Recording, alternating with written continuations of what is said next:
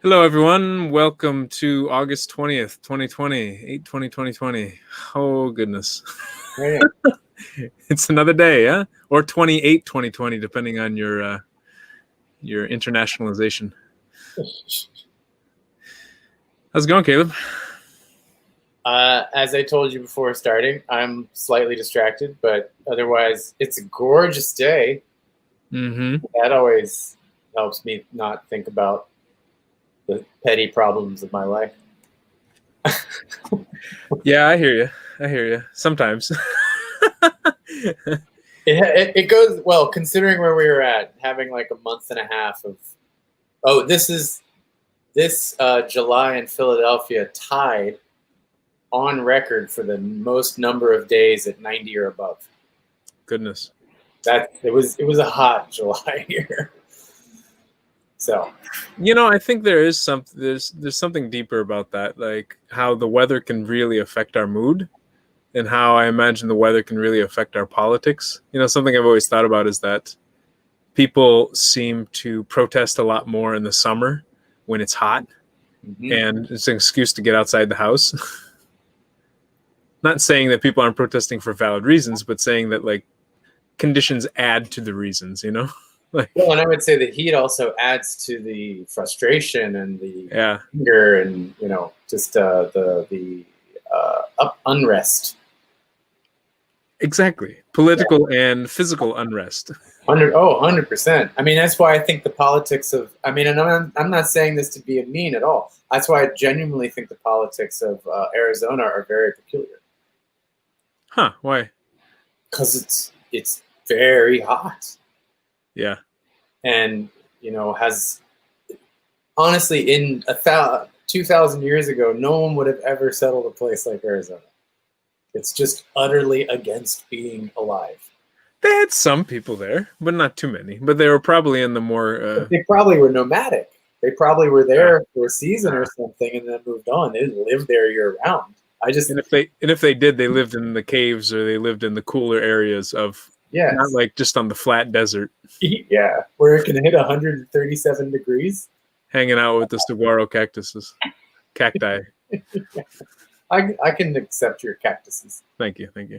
Sounds better. It's more fun, cactuses. Cactuses. Yeah, it's a whole new thing.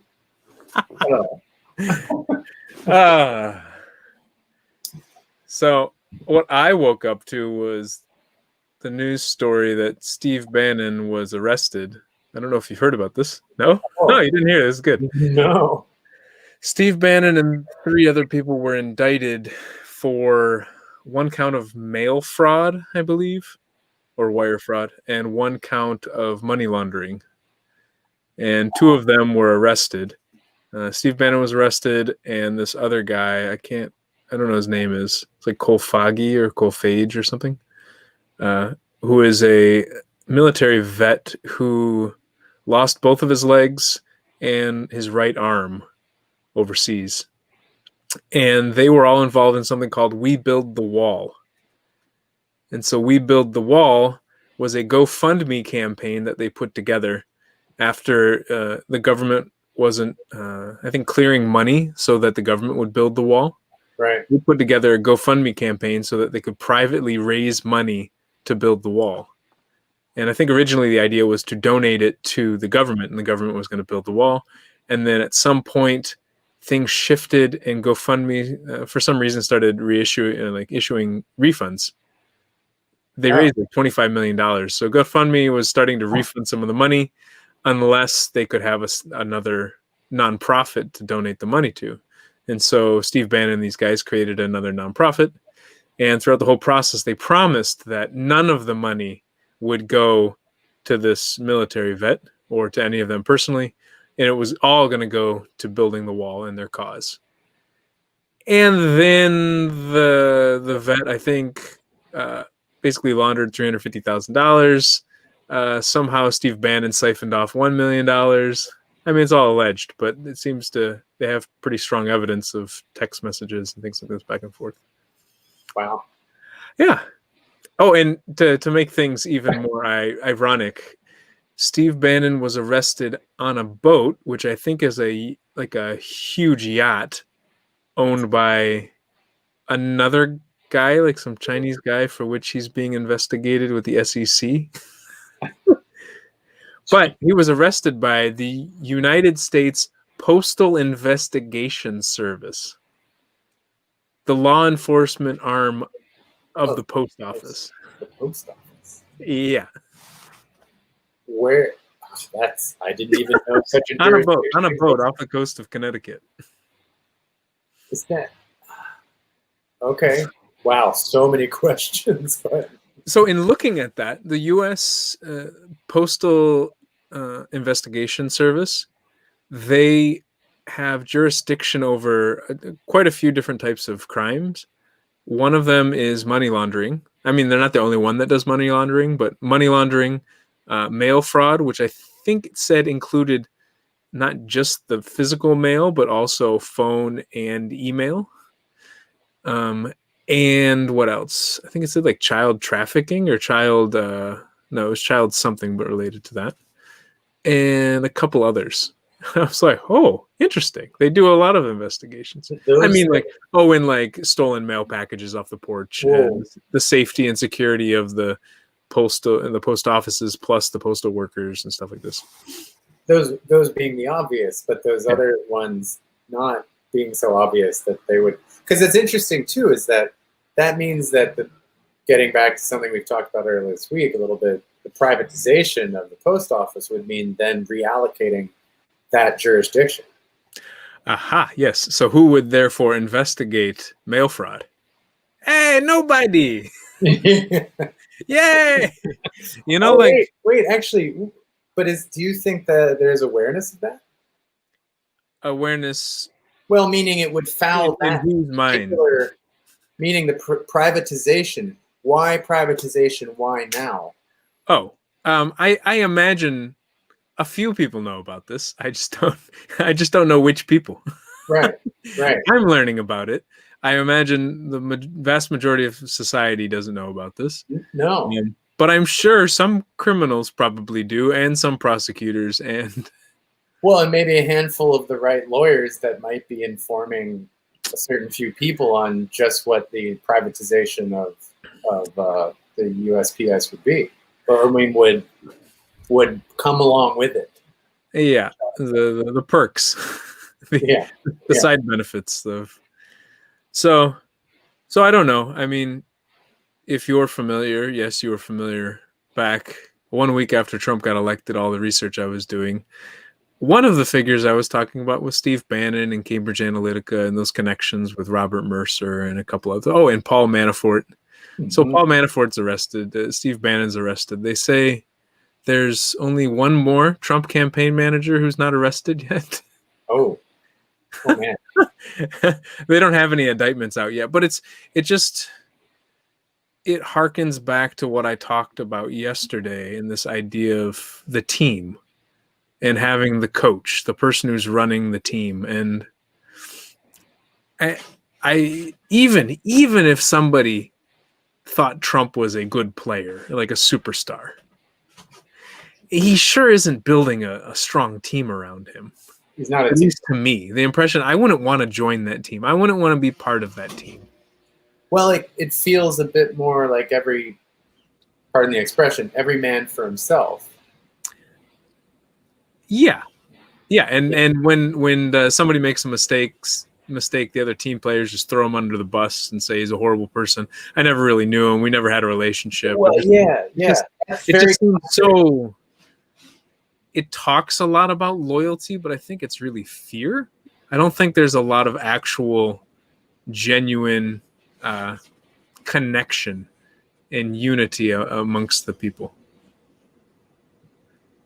Now, arguably, there's not nearly as much on the left as people want there to believe, but I would say, to speak to what I've gathered from Trump and the way that he goes about a lot of this, is it feels that his internal connections are very weak, meaning a lot of the signals he would read from within himself are very weak. Because to say nothing else, to speak no opinion of his approach to his presidency is he's just not. It's never been clear to me that he has an overall mission or agenda. Maybe other than some more seemingly selfish things for himself once he's not president that might be kind of in his financial benefit. Outside of that, I can't really speak to a political agenda of any kind of his. Not a consistent one, perhaps. No, that's what I mean. Like a bigger plan, a bigger vision that would kind of speak to his time in office, and it seems to reflect his overall business skill too. I don't think his business acumen was all that. He feels more of a brand than he does like a man with a plan. Yeah, I think it's what we actually got something in the mail from the Trump campaign asking a survey, and do you think, who do you want deciding the American policy agenda? Who do you want, do you believe that Democrats are going to use this for mail-in fraud? It's just, and I pulled back for a second. I go, wow, if people really respond to this and send it in, I mean, this is what really good marketing does, is try to poll and figure out what people want and how they believe. Now, I think some of that is really biasing people, but even then, really good marketing often does that. It frames it in a way that's trying to get people to see things in the way they want them to see it. Mm-hmm. And that's the challenge. The challenge is they can be really good at knowing what a particular group wants and saying what that group wants. Now, the challenge is they don't actually do it. And this is where the Bannon thing really hits home and frankly pisses me off, is that they knew that some people were really hurting, and they knew that some people were really angry at Mexicans and wanted to build a wall.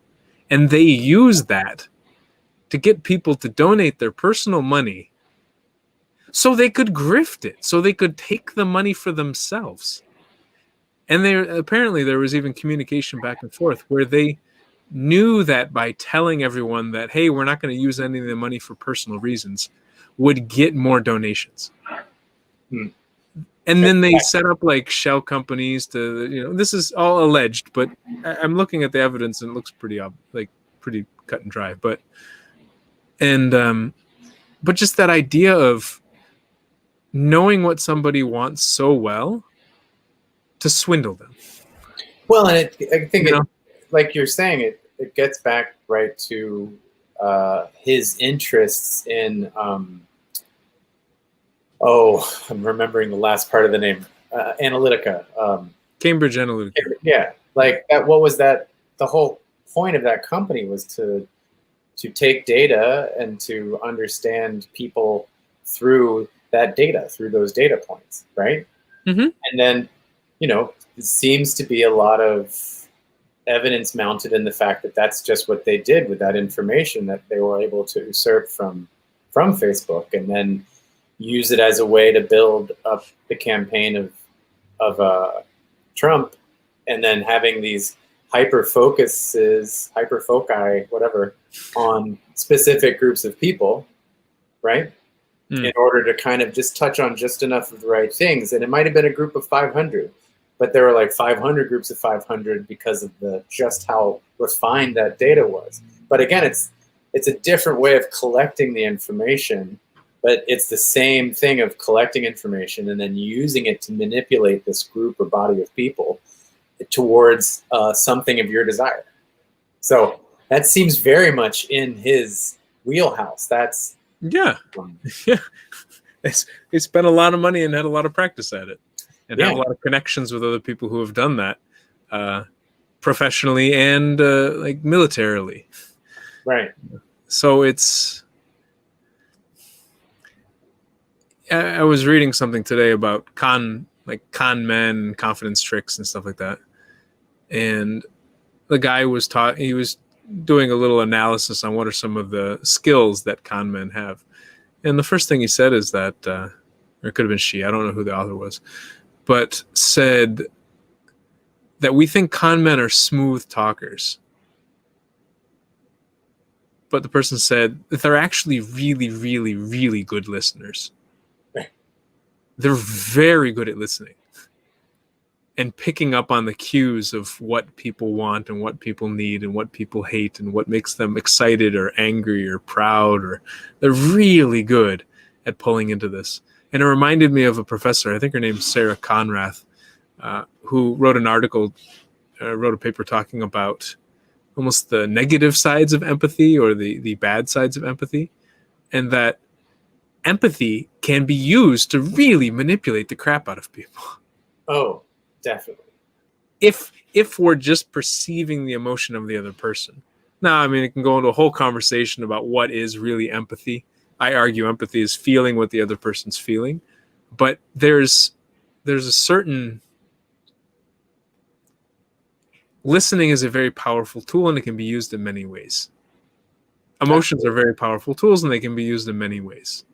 Well, when they say, I mean, that reminds me of what has been stated about, psychopathic people, people with psychopathic tendencies, is that their relationship with emotion seems a bit dulled.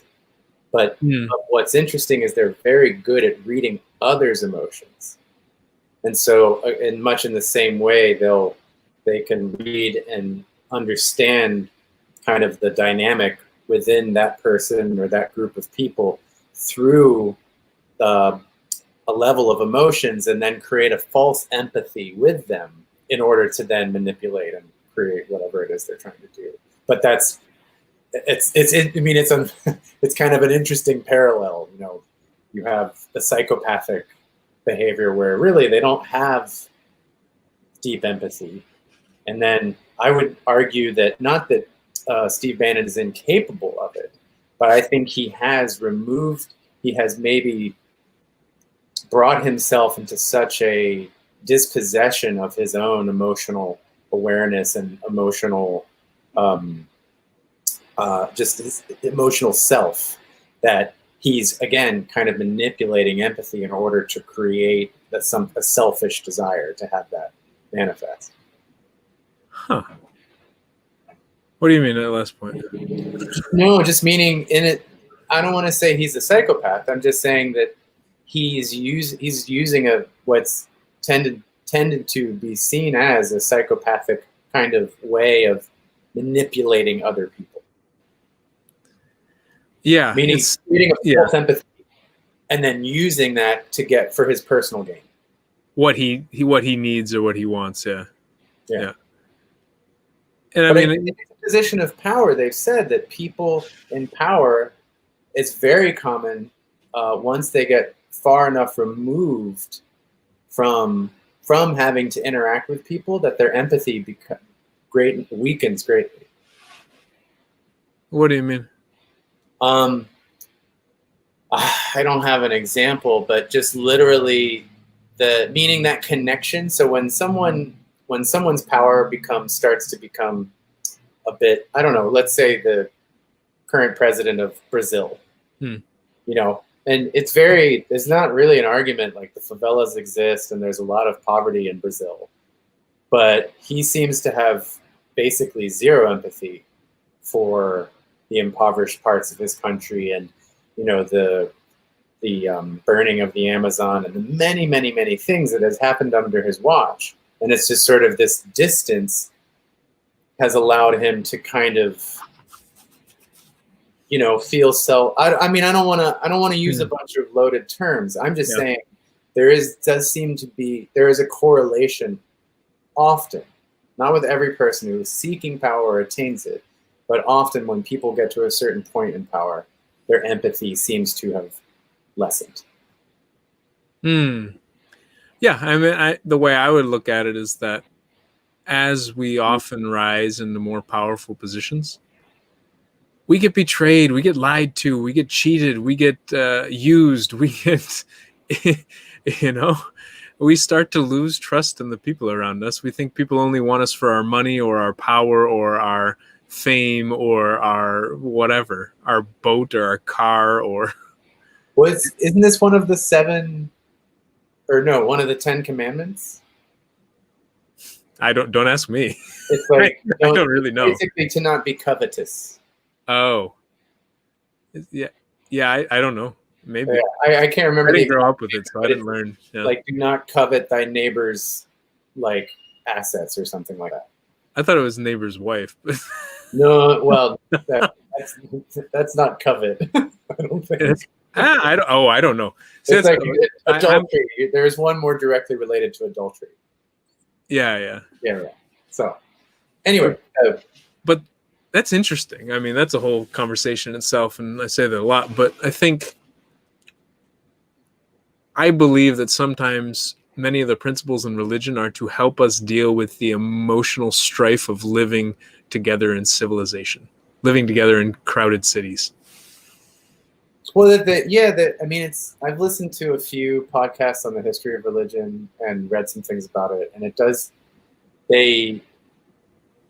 I feel like looking back on these things does kind of imbue a bunch of things we see and recognize now, historically, and also in present, in like really, reconciling our present situation. We imbue a lot of that into the buildings of religions. But one of the things I've seen commonly is to create a common goal and give people of many different backgrounds, of different relationships, a unifying effect. And what's neat about religion is it's invisible. So there is this, it really is a belief system, since that's kind of the point, that's the key things that are bringing you together within that group. But and then and then we have it having passed through history and kind of morphing into what feels more like a tool of the powerful that seem to rise up within religion. So anyway, well, that's what I mean about looking back at it historically.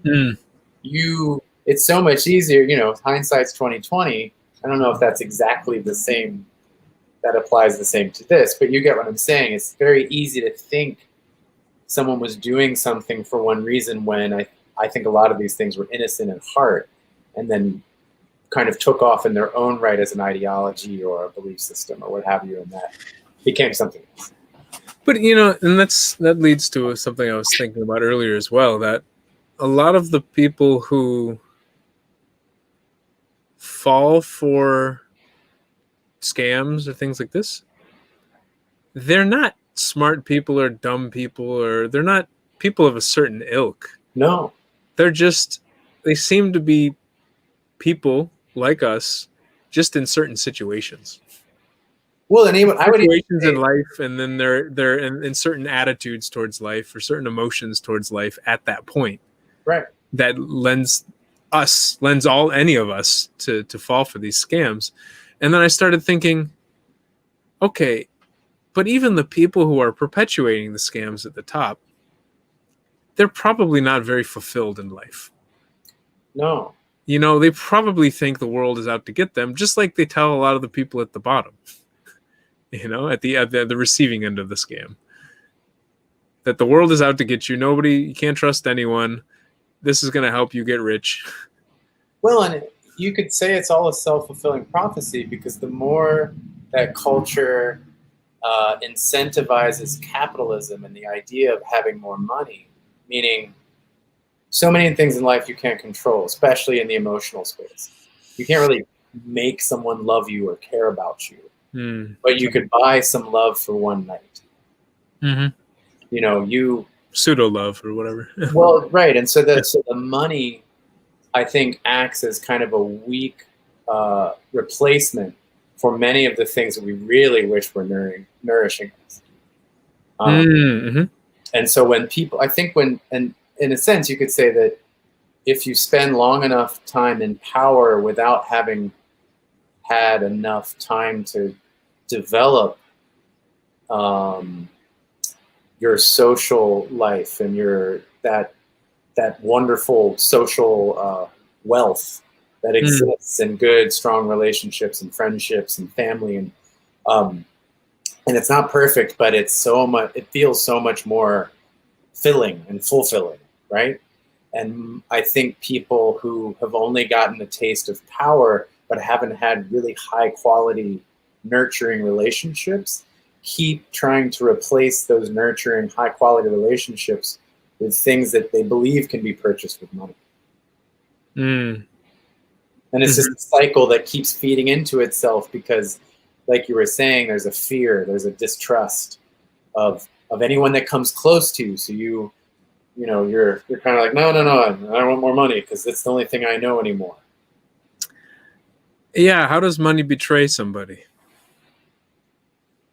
Well, I think at the end of life, you realize it didn't buy you much of a quality of life. It's a very long-term game, right? Yeah. Long-term con. It's there's something about because wow, that was a broken sentence. There's something about that. There's money can betray, I think, in some ways where the value of the currency depreciates or appreciates and goes crazy, goes bonkers. Mm-hmm. Like friends in Zimbabwe where the money went up to something like 100 trillion Zimbabwean dollars. I have a really crazy Zimbabwean note somewhere in my house. What was its worth? My friend, this was back in 2008 when she came on internship in Tanzania. She said when she flew to Tanzania, that was worth the cost of a flight. And then 3 months later, when she was flying back to Zimbabwe, that was worth the cost of a loaf of bread. Or less. And it was some one with several zeros after it. It was 10 trillion, I think. 10 trillion Zimbabwean dollars. And now it's worth, I don't think it has any worth. But when it went out, it was fractions of a cent or something. Okay. Gosh, that's amazing. And terrifying. Yeah. So money can betray in some ways. But in the U.S., with a relatively stable currency, that's not the one, whereas people can stab you in the back, people can lie to you, people can leave. Money can leave, but not really on its own volition. And money, let's be honest, money's just another belief system that requires many, many, many, many, many people to believe it and has managed to do just that, but it's still just a belief system. And belief systems don't leave unless I stop believing in them, whereas a person can leave, even if I continue to believe in them. Right.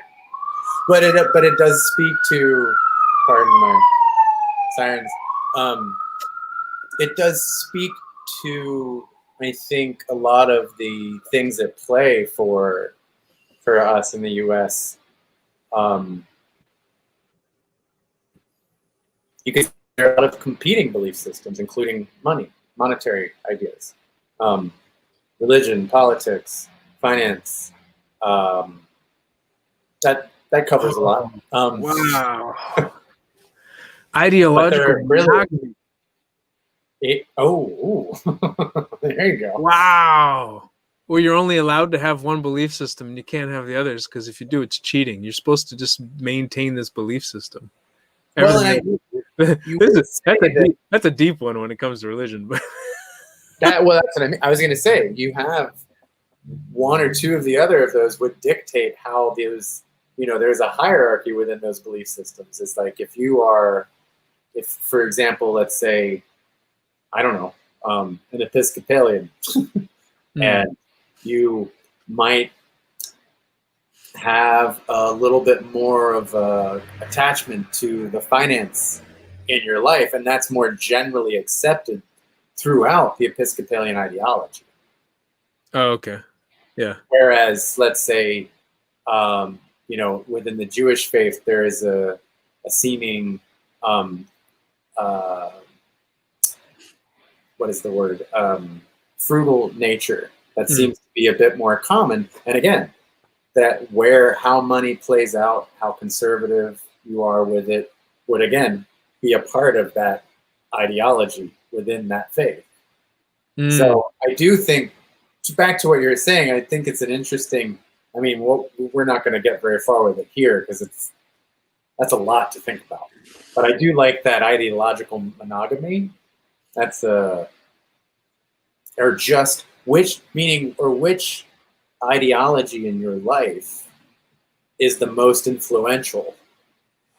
Is it your religious one? Is it your political one? Is it your strictly financial one? Or maybe even it's your family. That could be a whole other ideology that serves all of And then what happens when you fall in love with another ideology that conflicts with the current ideology? Oh, you're in trouble. You're in trouble. It's, Because the well, the people who subscribe Montagues, to the first one get angry that you might like the second one. but it's what is it? The Montagues and the Capulets? yeah, like the Romeo and Juliet Uh-huh. families, Yeah. right? That seems to be, he was speaking to a much bigger thing in having these two separate families who couldn't, seemingly, oh no, our blood could never join and create new creatures.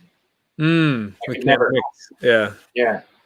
Which is what's funny though is that honestly, if you look at evolution, uh, someone I love, a British biologist, Rupert Sheldrake, talks about. He says it seems very narrow to think that the point of evolution was to reach humankind.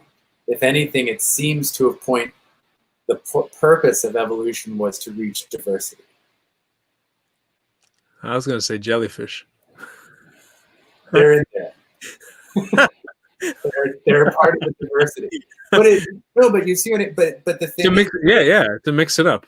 Yeah, and his is way more at conflict though with human perception. Human perception often is that of there is more of a linear relationship of life that I'm supposed to inhabit, where nature is constantly suggesting that that's impossible.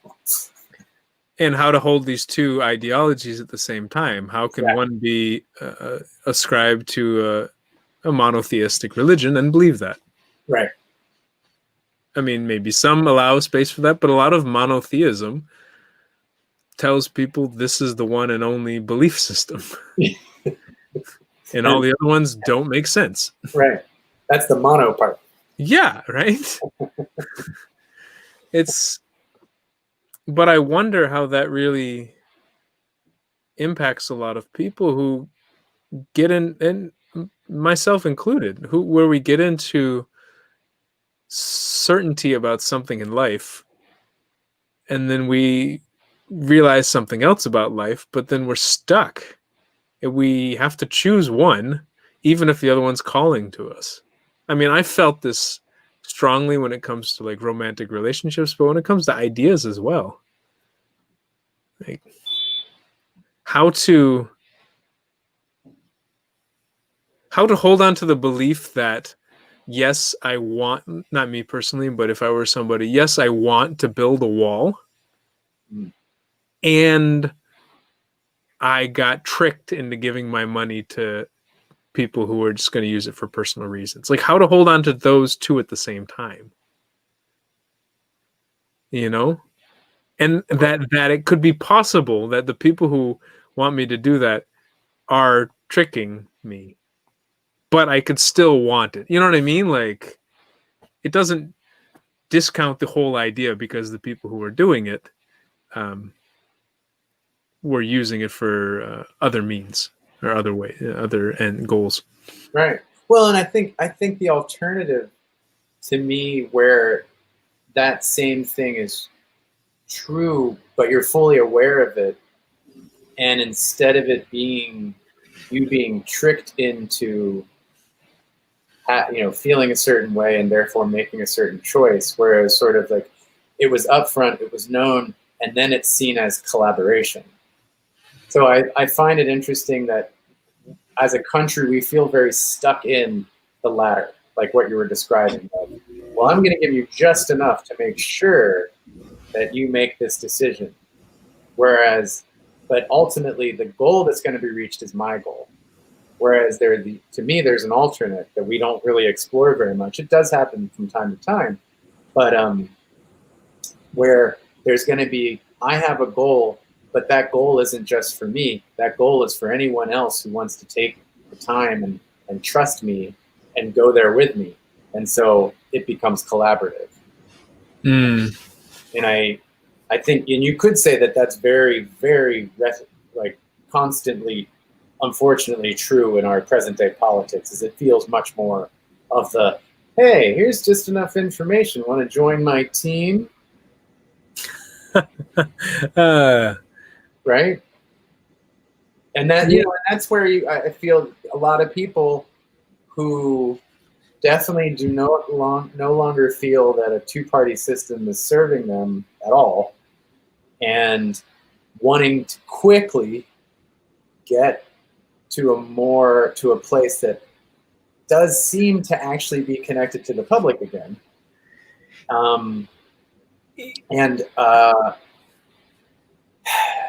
Well, I'm trying to make a jump and I'm not connecting all the dots, but basically there's just a lot of distrust of all the people in politics anymore. It's not as simple as saying as like, don't trust the Republicans. The Democrats are much more, they're completely financially responsible and not corrupt. And honestly, I don't think that that's a clear-cut thing that can be determined. I don't think that corruption is of one party or another. It's a personal thing. And it's less rampant than we think it is, I think. Oh, for sure. Yeah, but I guess it's more how all of the many parts lend themselves to a greater, more institutional corruption. That's what a lot of people are speaking about. They're not saying this one individual is the problem for all corruption. They're just saying they're just another arm that leads to the same bigger pit of corruption that is so firmly planted in the political body that if you're going through two of the main parties, you're supporting the same ultimate outcome. You know, and this is where I think there's a ton of gray area in there, in my personal opinion. I'm just saying this is what people feel right now. And it's hard for me to just say, oh, well, you're wrong. I'm like, you're definitely right to some extent, but what do we do to actually get to try and start getting rid of that and getting back to real honest politics? That's the question. Well, if we want real honest politics, then we have to be honest with our politicians. How many Americans do you know that try to hide stuff from the government? Everybody? Yes. So why are we surprised when we citizens become public officials and try to hide stuff from the private citizens? No, well, I guess that is another unfortunate kind of symptom of all of this stuff is in a very what is it? Every dog for themselves. Every dog eat dog. So, yeah, dog eat dog world. That's the instinct that develops. Is I need to leap on this opportunity while I can, and if that means I step on the backs of these 10 other people, so be it. This is it. This is all I got. That's the survivalist mentality that comes out of being an individual without a team, without collaborating, without having a common collective goal. There's so many people working towards their own goal, and using the old feelings of the collective goal approach, but with the more selfish outcome of personal gain. Well, because the problem is if you tell the goal and the other people don't want it, you may not get it. So you have to not. So I mean, it's true. I mean, sometimes I think this happens with a lot of men, and I've seen it myself, and I'm sure maybe you've experienced it as well, is that we may get so focused on dating the girl or having her like us or having sex or having some certain endpoint that we don't say it explicitly, because if we say it, it could kill the mood, or she might say no. This gets back to Schrodinger's cat. Yeah, maybe in a way, yeah. You hold it in this purgatory state. Well, yeah, it's a yes/no until as soon as you ask the question. Well, I guess you could get an I don't know, but the likelihood is you're going to get a yes or a no, and all of a sudden, if it's a no, then the benefits of the Schrodinger's cat, the yes and the no being there, before you actually highlighted it, that's a great are point. all evaporated and gone. It's better to stay in this mixed state than to risk going into one of the other states. Right. That's interesting. I wonder if there's some studies on that. Huh? Even if that state is the yes, is that I do want you in my life. Yeah, but sometimes it's even safer. Yeah, but it's the risk that it may be no, but it's also the risk that it may be yes, because that may be scary too. But then I'm going to take it back to the body and think about what are all the bodily events that are happening in the ambiguous state, if you will. If, like, for example, within a relationship, you have a crush on someone, right? And nothing physical has happened. There have maybe been little cues to suggest that she or he is interested in you, and that space, that unknown, has a whole play out in your body all of its own. It's got butterflies all the time. It's got raised heart rate. So it's kind of reminiscent of like going for a jog or doing something within the exercise realm. It's actually, it's working you up. It's getting the blood rushing to your head more. So it's almost like a hit of adrenaline comes every time you get to this. You find yourself with this repeatable, ambiguous state with not knowing the answer. Because knowing the answer would alleviate you potentially of this. Yeah, it may dissipate. Yeah. Yeah, I think half the time people enjoy that. Yeah, that's what I think happens for a lot of people is they get caught. They kind of start relating to this bodily state more than they relate to wanting the answer anymore.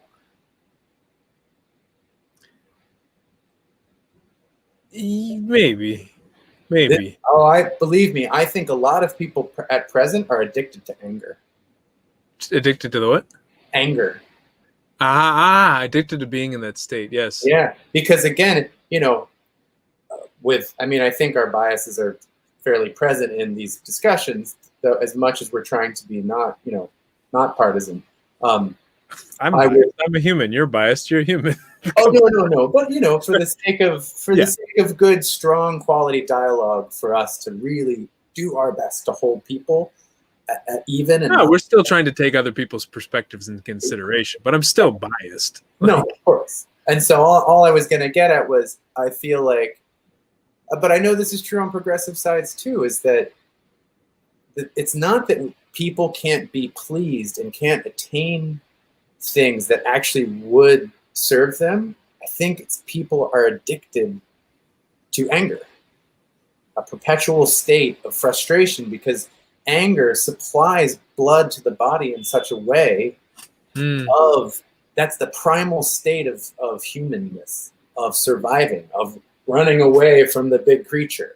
And so the heart rate's up, you've got your adrenaline's pumping, all of a sudden, like, there might be other elements that show up that give you, when you have to fight or flight and you choose to fight, all of a sudden you have like strength that never existed before in you. So there are all these mechanisms unlocked in the state of being upset that I think have really, unfortunately, become kind of a habitual enterprise for those above. They're like, oh, if we keep them in this kind of hyperbolic anger state, they seem to keep making choices in the direction I want them to. So there is a little bit of a manipulation towards maintaining this, if you ask me. Because if you think about it, a lot of Trump's way of amping up his side is to get them upset about something else or make them believe something that's going to piss them off or hurt them if this thing actually becomes true. Which is, again, is very rare. There's very little evidence for any of the things that he says in this regard, but he understands it manipulates here and here. And that combo seems to really keep people like, oh yes, he's right. They're amped. It's like getting ready to go play the opposing team in a football match. Yeah, you turn on the loud pump up music.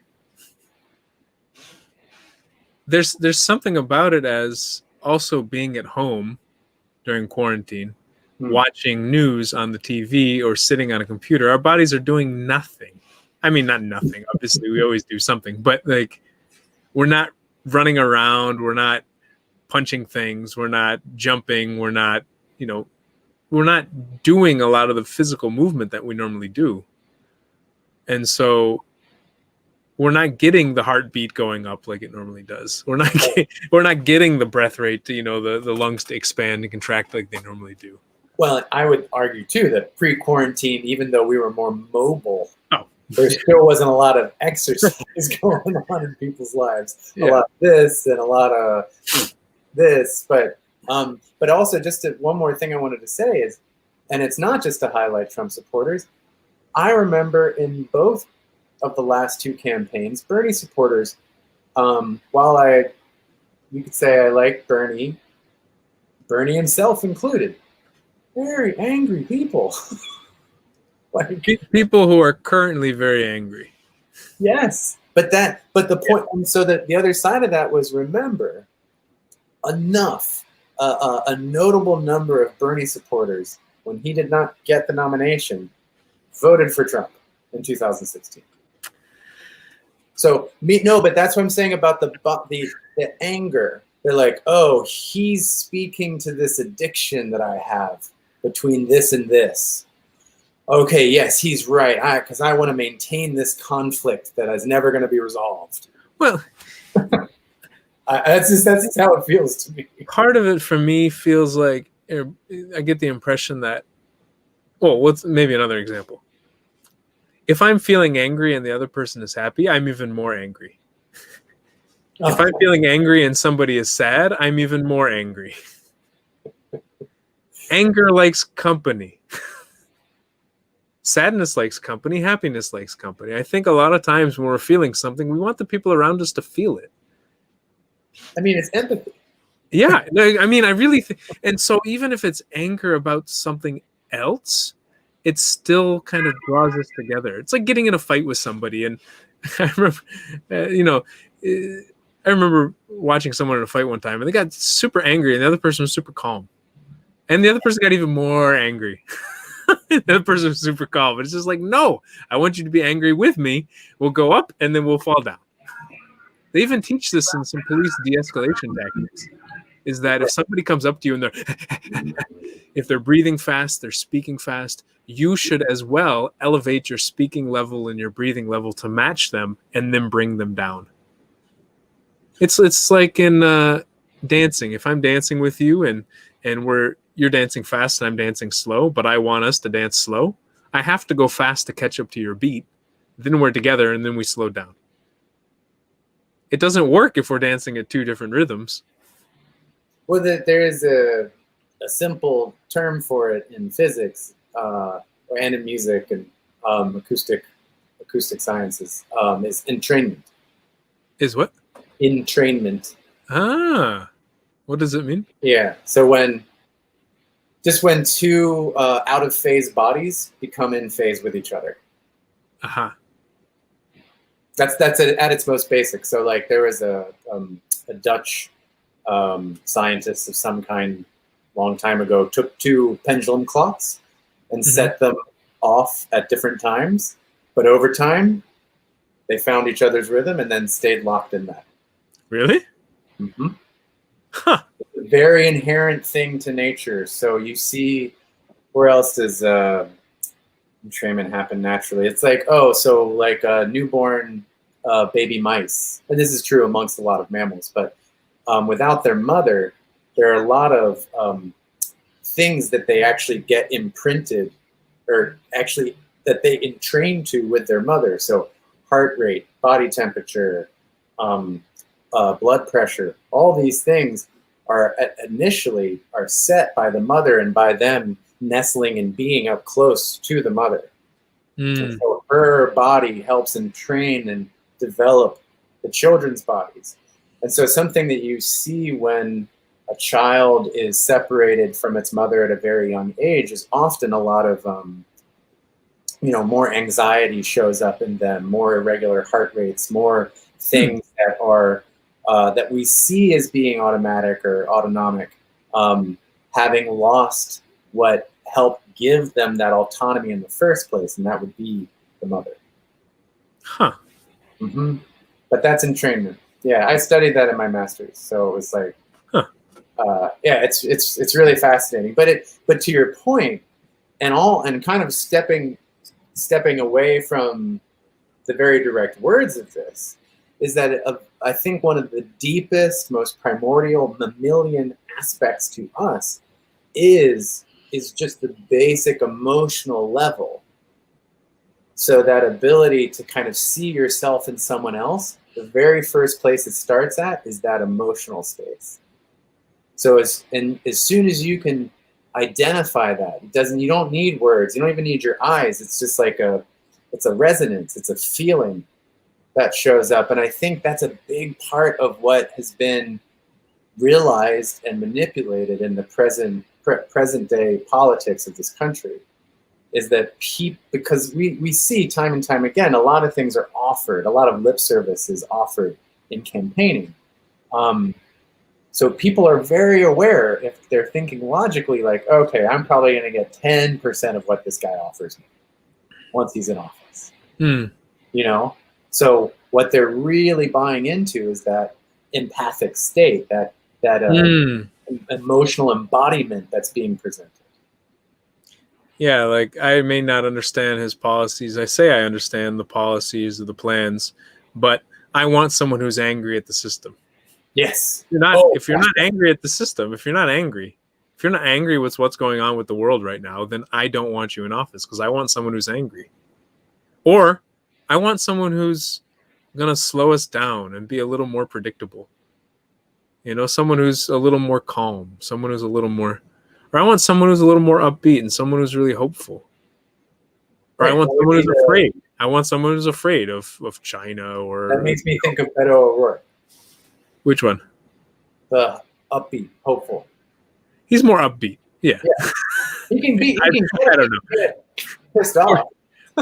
Poor guy. Like, unfortunately, the only thing that's registering right now is the Saturday Night Live skit of how he used Spanish in one of the debates. Poor guy. Yeah. You mean with other like native Spanish speakers present? Yeah. Wasn't the other was Joaquin Castro or something over on the other side? Yeah. And like, did you just butcher that? Did you just? Right. Did you try to take the magic carpet I brought with me and use it for yourself? Oh yeah, isn't that what they're making fun of? They're like, wait a second, that was my card. You're not allowed to use that. Who was the white guy using Spanish before? It felt, yeah, it felt like a big swing and a miss.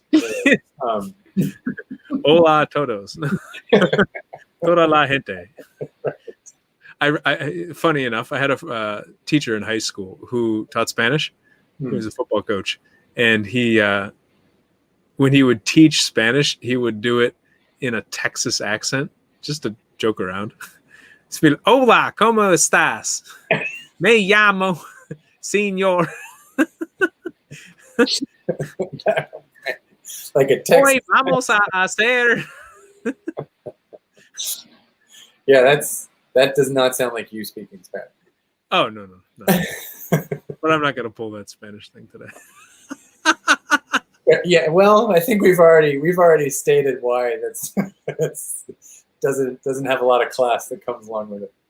But anyway, you see what I'm getting at, and I think that you can see it at the basic level of marketing too. It's like when some new product comes on the market, and people have kind of been waiting for it. Let's say, take the example of an iPhone, right?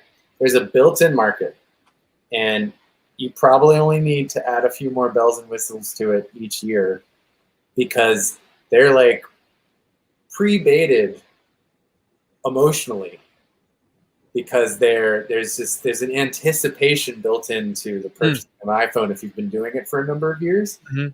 So you just need to it's like a reminder of those tingles of maybe your first time buying an iPhone when you were like, and so they just re-excite you. And so it's like that level of excitement, and you're like, I want to feel that excitement again. I want to feel that newness again. And I think that's half of what branding is just, of like, in a way you could say it's a reminder of being a child, and when something is new and unknown, and tapping into that very naive, like, oh, right? You could say a lot of advertising seems to speak to that inner child curiosity that you're trying to kind of recreate every time you market someone a product. But depending on the product, I mean, so there's this professor Scott Galloway. You wouldn't do it with coffins. Well, well. So for example, so Scott Galloway talks about. He says, like he talks about Google, Amazon, maybe Facebook, and Apple. And he says Google is about the head. He says Amazon's about the stomach. Like buy more stuff, like accumulate. Mm-hmm. He says Facebook's about the heart because it's all about friendships and relationships and social and kind of that stuff. And then he says Apple is about basically the loins. He says Apple's about sex. And the way you were describing that is like, that's kind of a seductive narrative, right? Mm-hmm. We're going to wait all year. We're not going to show you what's going to happen. We're going to like give you little hints here and there. And then there's going to be this huge reveal. And then you're going to finally be able to purchase it. And then you're going to like, oh, you have this beautiful sleek device that is doing all these capable, you know what I mean? And then and it doesn't happen all the time. It happens like once a year. And there's a lot of there's a lot of secrets and there's a lot of hidden information as it comes to it. It's not just, it's slowly revealing one piece of clothing and things like that, Whereas Amazon doesn't have that appeal. Amazon's like, hey, you can buy it's like an all-you-can-eat buffet. Hey, did you know that this food is here? What about this food? Oh my God. Right. Oh, totally. So just appealing to different emotional journeys or experiences. Even the confidence trick, typically it's a person standing there with portraying or displaying a lot of confidence. And people who typically buy into it are people who at that moment are not displaying confidence and want to display confidence. Ooh, if I get this much money, I can therefore be confident. Ooh, if I get this girl, I can therefore be confident. Ooh, if I get this job position, I can therefore be confident. Like this guy. You can't have somebody selling a con trick who's not confident. Confident. You're going to buy into the multi-level marketing scheme if the person's not like standing there in a suit with a fancy car and. Well, that seems the trick of the salesman or salesperson is that you see what the rewards are being reaped from being this kind of person. So then you're like, you too can be a salesman and attain all of these wonderful goods. Yeah, but I guess and obtain this emotional state. You can obtain the goods, which will give you this. It will make you feel strong. It'll make you feel confident. It'll make you feel whatever that person is desiring. Well, and getting to a kind of ultimate or penultimate thing here is because it's very ambiguous, you could say. It is and it isn't. But the American dream isn't so much maybe all the actual assets or things you own, but is the idea of this mindset that you will reach once you have attained whatever the American dream is to you. So that is because that seems like something, I think now it's starting to lessen, but the world around, that's what is latched onto, is that I will be seen and heard and have more potential if I go to the U.S. to pursue what I want to become true. I will finally feel free. Yeah, well, and not just free, but I'll also gain. I will gain financial and emotional reward once I get to the U.S. and I fulfill all the things I've been trying to do that I just can't do here. Oh man, it's still selling this idea. Are you trying to say America's just been one long con? Not the entire time, but I think because it delivers too. It delivers on a lot of. Sure. Yeah, but that was that archetype. Yeah, has definitely been, furbished over the past, I guess, since World War II. When we went into a huge stage of abundance, just like jobs for everybody. Very low economic numbers. All of a sudden, there was this had a baby boom. There was like a stirring of consciousness in the 60s with the civil rights movement. All these things were happening in the U.S. The U.S. was trying so hard to change things, and also give everyone an equal opportunity to make money and flourish. Mm. And I do think that was true. Mm. I just think that same level of I don't think it's that true anymore, but that same idea is still what people, it's kind of embedded in the memory of the world. Somehow that keeps getting passed down into generations. Come to the US where all of the things you've wanted to do can really happen. Like I said, I think that's kind of deflated a bit because there has been a very big pushback against immigrants and whatnot in recent years. But just speaking more to this empathy, this I want to feel like that person does. Mm. That's the same. American Dream is just as much that same kind of thing. Running some workshops in Europe, I remember telling people, okay, step 1, truth. Step 2, fair play. Step 3, love. Step 1, tell the truth about how you actually feel. And they go, oh, no, Jim, in my country, you're not allowed to do that. Maybe you Americans, you're so open with everything and you're so very, but in my country, we're very closed on this stuff. And I laughed because I'm like, we're not really. But maybe we are compared to some others. But this attitude that the belief that Americans are very open, they're very free, and maybe we're just looking at it from, maybe me and the other person are just looking at it from two different sides. Like for me, it doesn't seem as open as I would want it to be. And for them, it's like, wow, but this is so much more open than my place. You don't understand. Right. Yeah. In other countries, I do understand. Like East Africa, people are very closed in some places. Well, and it has they don't speak up to authority. They don't speak up to parents. They don't speak up to government. They don't speak up. There's very reserved in many ways, which is okay. I'm not saying one is better or worse, but just much more closed, I think. I forget, if you're openly gay in Nigeria, doesn't that come with like a penalty? Uganda, it's illegal. In many African countries, it's actually illegal. You go to prison. Right, and so meaning in terms of what you're allowed to feel and say. Yeah, you're not huge. It's like, so it's meaning I think in that way we do come across as being, it's rough and tumble. It's not easy going, but that freedom is still there. It doesn't mean you're safe, depending on where you live in this country, but you, by all means, seem like you're allowed. Like it seems like you're more allowed to do it than, like in Russia, for example, what just happened to, Putin's biggest competition. Yeah, he's in the ICU. Yep, he's in a coma supposedly. Right, because of not shutting up about Putin. So that doesn't feel like the assumption, yeah, but most likely true. Yeah. Yeah. So, but anyway, neither here nor there. I do think that regardless of to the extent that we would like it to be true, and feeling a bit more open and a bit, maybe what it is we are allowed to be open. It doesn't mean the reception to what we're being open about is there as well. The what is there as well? The receptivity. Receptivity, yeah. Yeah.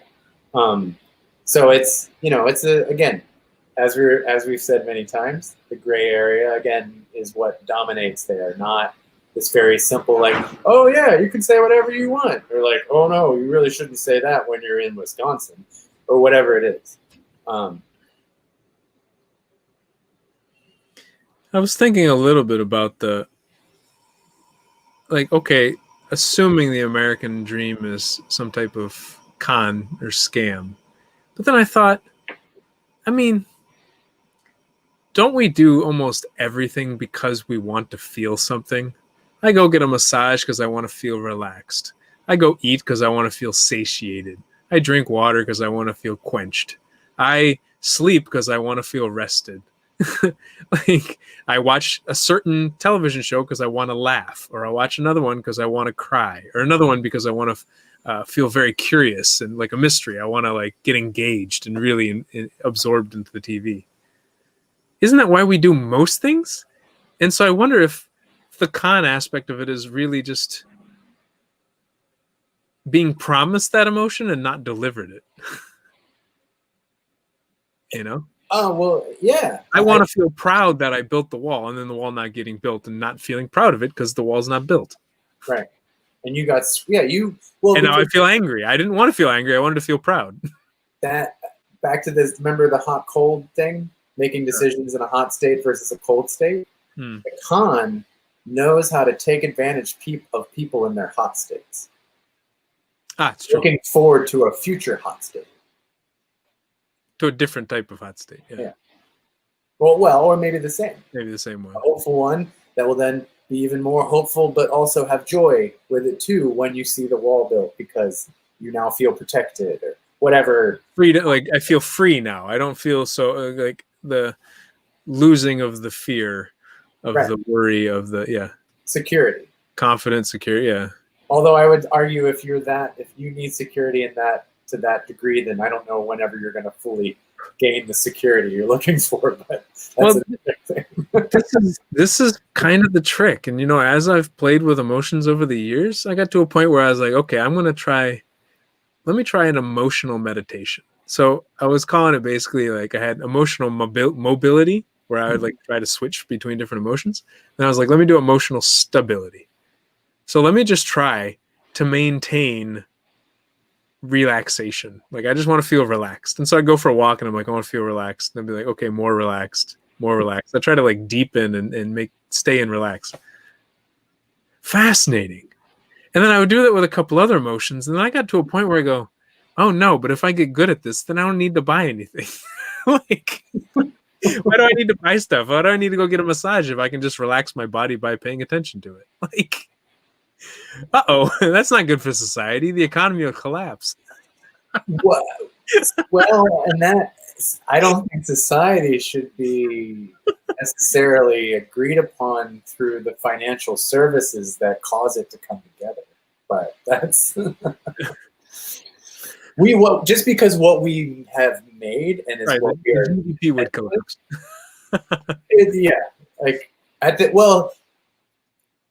When the society crumbles because of people no longer being able to afford it, we're still going to have each other.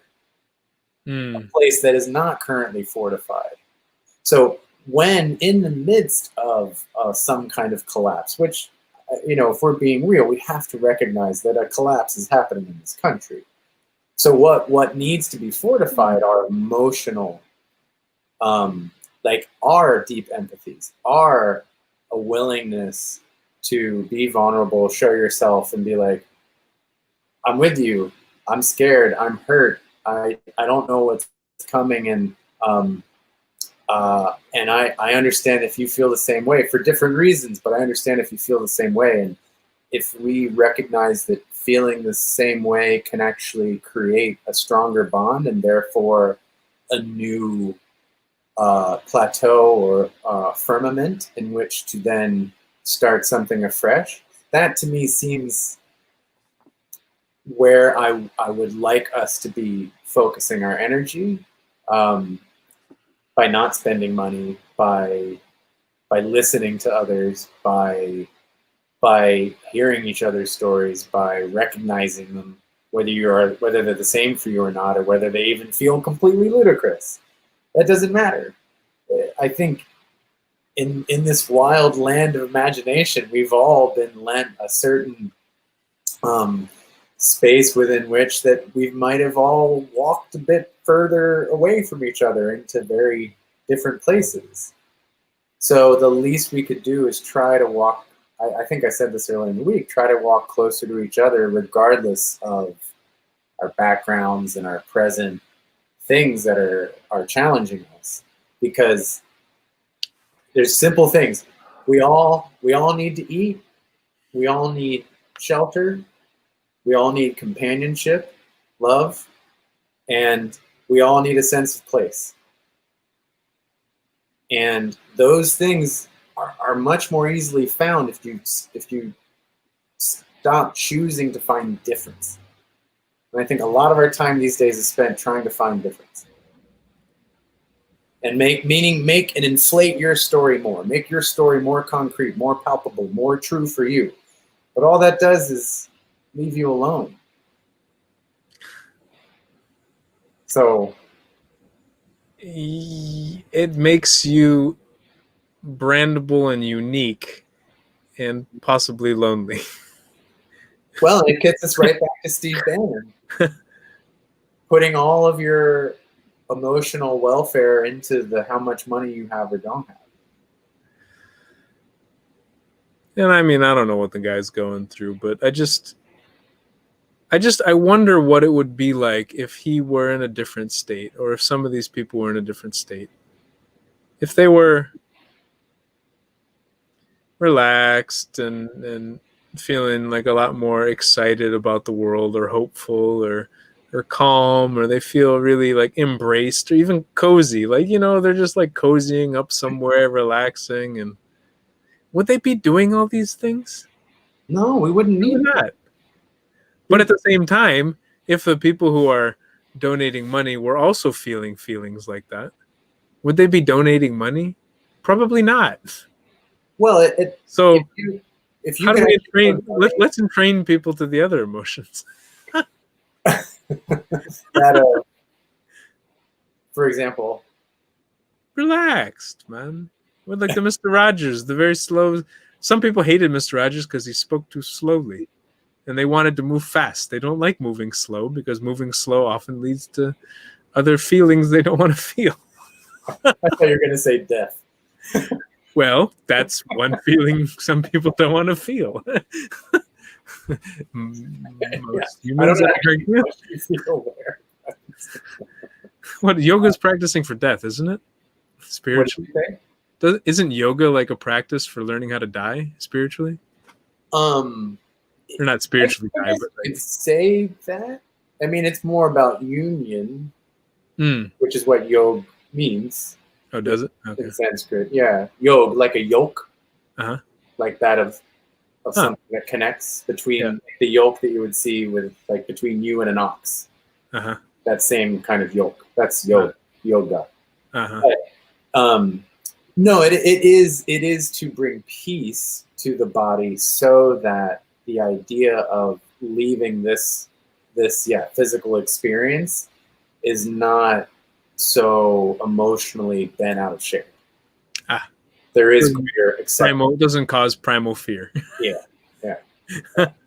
Existential fear. Yeah. Correct. Right. It does. Yes. It kind of removes you a bit from the existential component. Not completely. I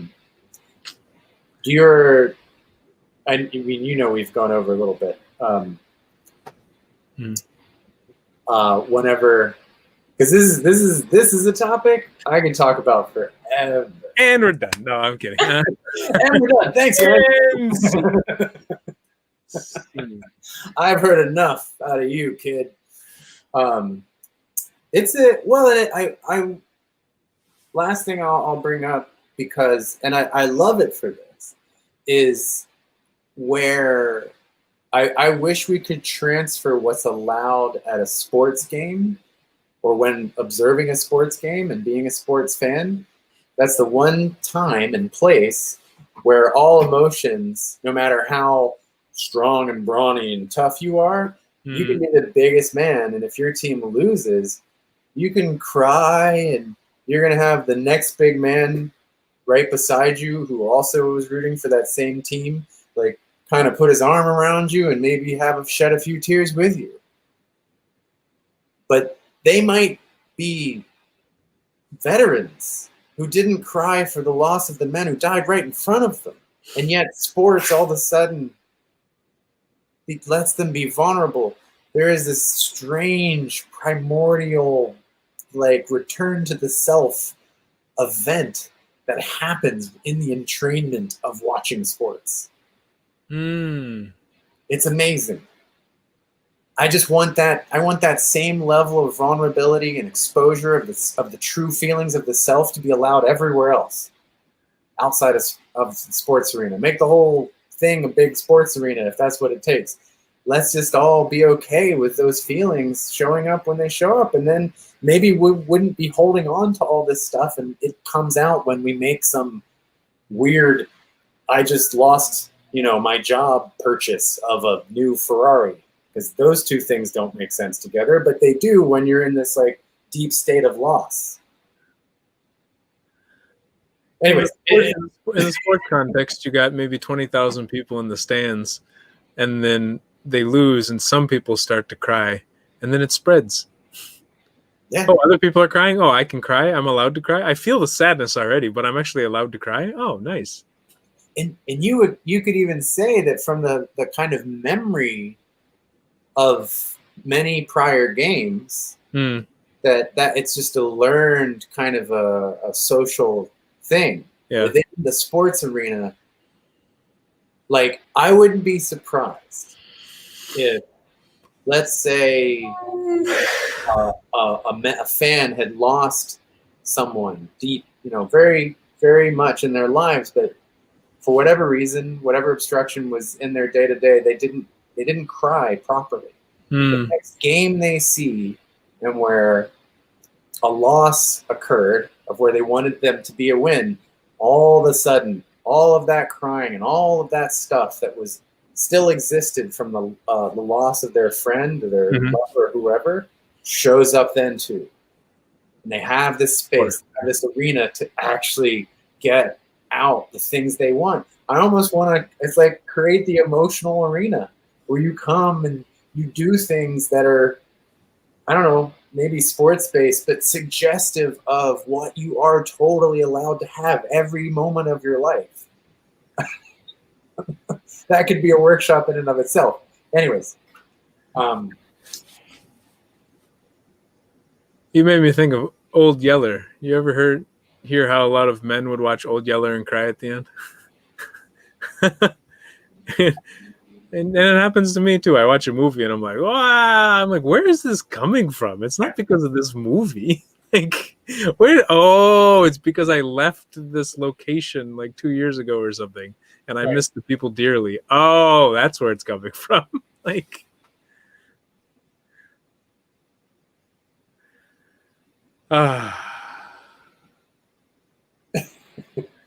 smile doesn't show on the podcast, Caleb. What's that? The smile doesn't show on the podcast. But we haven't figured out how to have smiles make noise. I guess that's laughing, isn't it? Audible smiles. Trying to not smile while laughing. That was scary. I know. It's like you're hawking something up. It looks like I got lost in a sneeze for a moment there.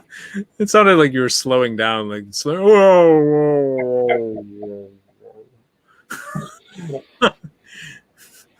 Close to that. Or in classic skate videos, that would be someone come up and do like crazy trick. They would do it, and then they would, for the production, they would show it in slow motion. And then all the people watching afterwards would be like, yeah, but it's slow, so it's like they kept the audio the same. In the background, they're like so excited that you just landed that trick. They kept the audio going, yeah. For anybody who might ever see or hear this, like, they'll be like, oh yeah, that happened. That was awesome. That always happened in like H3 videos. But if you are looking to wrap it up, I understand at 1:18. Yes, sir. Yes, sir. Well, we didn't have much of a specific topic today. We talked about a lot of different things. We didn't come in with a specific topic in mind necessarily. I don't know if that works for people. It seemed to work for me, and I don't know about for you, Caleb. I felt a little disoriented, a little distracted sometimes. I kind of like the theme, like having a little more focus. But you did seem to incite a theme that actually, to me, kept showing back up. But which one was that? Just the relationship. I feel lost, so I don't know. Relationship of power and emotions and money and things we do have and don't have and things we might want and all the things that we do in order to get those things. Aha. Or, like what stuff we do to feel things, yeah. Yeah, what gives us, what feels like it gives us purpose or power or pleasure or whatever. Yeah. I need the money so I can feel strong, or I need the Yeah, like, I mean, because at the end of the day, again, bringing it full circle, is why would he go? Meaning, I will take a risk of that nature for a friend. I would never take a risk of that nature to achieve money. But he took that risk to achieve money, knowing if he got busted, he could be arrested and go to jail. For a while. I mean, I think each charge carries a maximum of 20 years in prison. Maximum, but that's a big risk. That's a long time. It's a big risk. So that, no, but it's just meaning, again, it's like when you really weigh it out, you have to kind of wonder, like, I think that's an interesting way to put it, is like, who or what are you willing to take a risk for? And depending on what the repercussions are of that, taking that risk, how does that seem to point to deeper truths that are going on internally with you? And then the follow-up would be and do you want that to be true? But that, that's not something for us to answer. I think it's more, if a little litmus test for yourself, and say, maybe I'm not asking the right question, and because that's not what I want. I want to find love. I want to feel close to someone. I don't want to feel close to objects and assets. Then again, objects and assets don't leave us as easily. But they also don't love us. Fair point. But maybe they're more ambiguous and they're stuck in that purgatory state.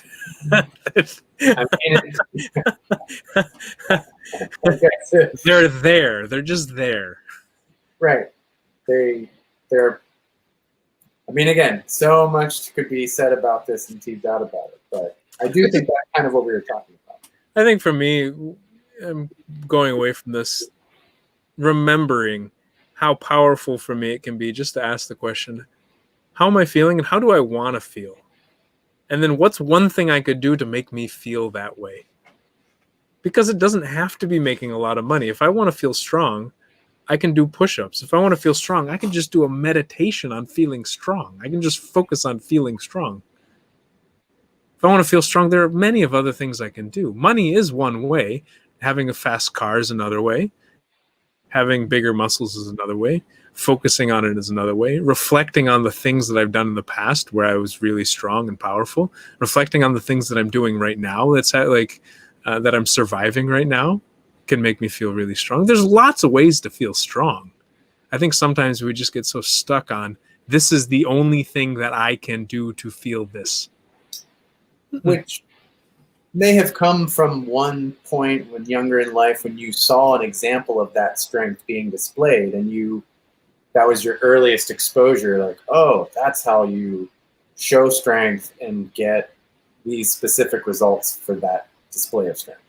Oh yeah, it can come from many things. Yeah, when you're a kid, maybe your family lost all the money.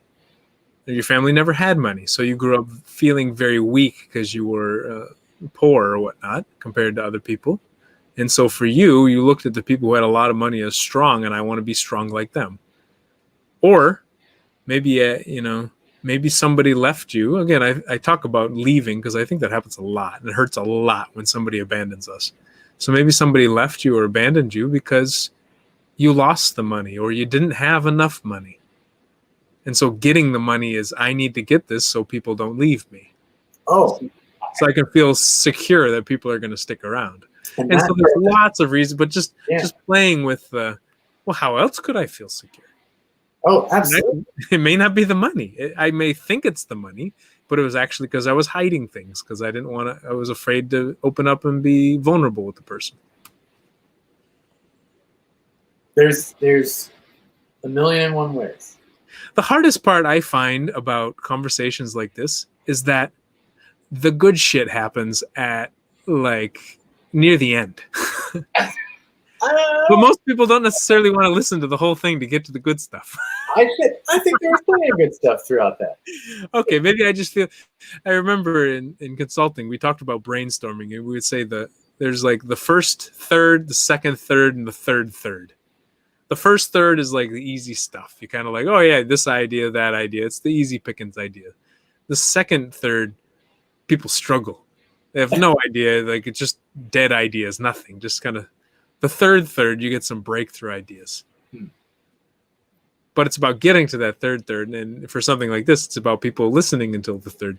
So maybe we can just put a bookmark. You can start at at the 1 hour mark.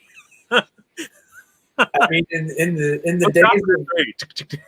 the days of endless content, I think I don't have a lot of expectations for people to get through the entirety of most things, except maybe things that are like, you know, fictional content. It's a freaking House of Cards. It's got me hooked. What's that? House of Cards? Yeah, man, hooked. Is that what you're currently watching?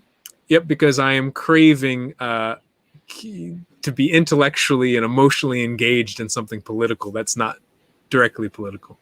Right. Sideline politics. I want to feel the sense of accomplishment of finishing it. I could just read the Cliff Notes and then it's finished, but it's different.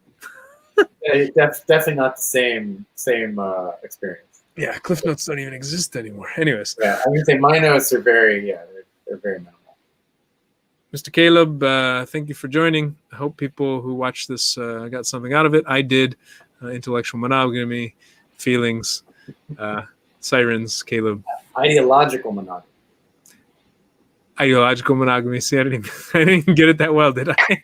I was like, that lit me up when you said that. So yeah, I do that a lot where I forget things that make me really excited. All righty. Pleasure, Caleb. And, all right. You're welcome. Y'all take care at home, wherever you are. Stay safe. And have fun.